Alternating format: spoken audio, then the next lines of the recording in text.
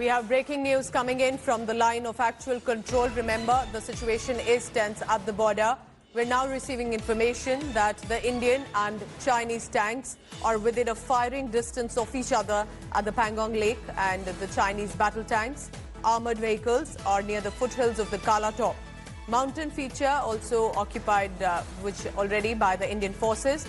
Chinese tanks have been held off very clearly for now because of dominant positions held by the Indian security forces team at the Kala Top, and army units also on other adjoining heights. Indian tank regiment already has been deployed in the plains, remember, just southwest of the flashpoint between Pangong Tso and Shushul. All right, that's the big news coming in. Remember, the situation remains tense at this point because it is also sensitive. Therefore, we will only give out verified information that has come in, and I'll soon be getting you an update from our colleagues as well. For now, we can tell you that the Indian and Chinese battle tanks are within a firing distance of each other, and by that itself, one must understand how situation could be sensitive and tense at the border. Till now, remember, there were scuffles reported, that there were fist fights reported. The visuals presently on your screen are file footage, and these are not live visuals, but we will continue to get you an updated perspective with regard to some maps as well. Senior editor Shiv Arur with all the information there at the border. Shiv, we understand the situation is tense, so we are only putting out verified information. You tell us what precisely is the situation with the tanks along the firing distance of each other. Over to you, Shiv. Not going to mince words at all, even though this is a very, very sensitive situation, yes. Pooja. The situation on the ground on the south banks of the Pangong Tso is extremely tense.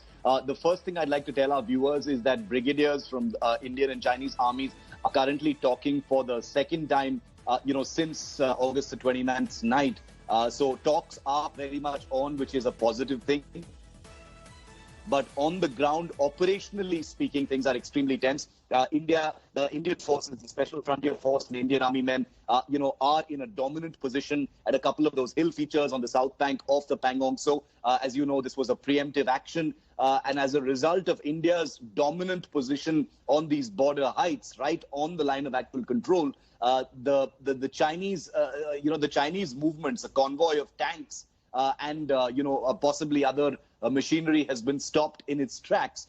But they are very, very close. They're literally at the foothills of these hill features, yes. Where the Indian forces are currently situated. But this doesn't mean that the Indian forces are openly at risk, even though they are within range of the Chinese tanks, because the Indian Army also has pre-deployed a regiment of T-90 tanks not very far from this very location, just east of Shushul, slightly to the southwest of where this is happening. And yes. I've put out a very clear map. I hope you have that on screen. Yes, it is on screen. That yes. depicts precisely. Yeah, if you look at the positions, these are rough positions, so I don't want anyone to think that we're putting out anything sensitive. Rough positions of the Indian, the Indian heights that have been taken over by the Indian Special Frontier Force and the Indian Army. You can see where the Chinese tanks are. They can't move from that position, but they are within firing range. You can see where the Indian tanks are. That is a complete flatland. The Spangor Gap, as it is called, just yes. south of Pangong Tso, is where the T-90 tanks of the Indian Army are deployed.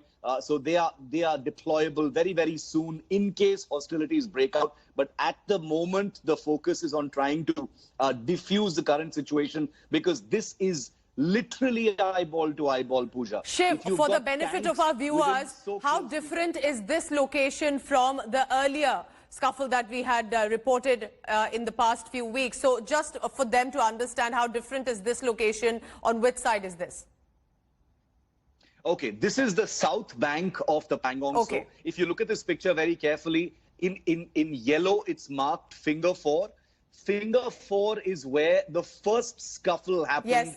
Back in early May, which sparked off this entire Ladakh standoff in eastern Ladakh. So as you can see, the current area of focus is just on the opposite side of the lake itself. Just a few kilometers, 7-8 kilometers from Finger 4 across the lake is where the current position of tension is. This is where India is holding these dominant heights. The Chinese are at a complete disadvantage as of now, but their tanks are present. There is a gun position that had emerged on the Chinese side earlier as well, which we have up to this particular map. The Indian army is there in adequate strength, in pretty good strength, because they had preempted, they had predicted that this kind of aggressive hostile maneuver was possible by the Chinese, and therefore they had deployed in this area in a great deal of strength. This is also a very historical location, Pooja. This is in the 1962 war.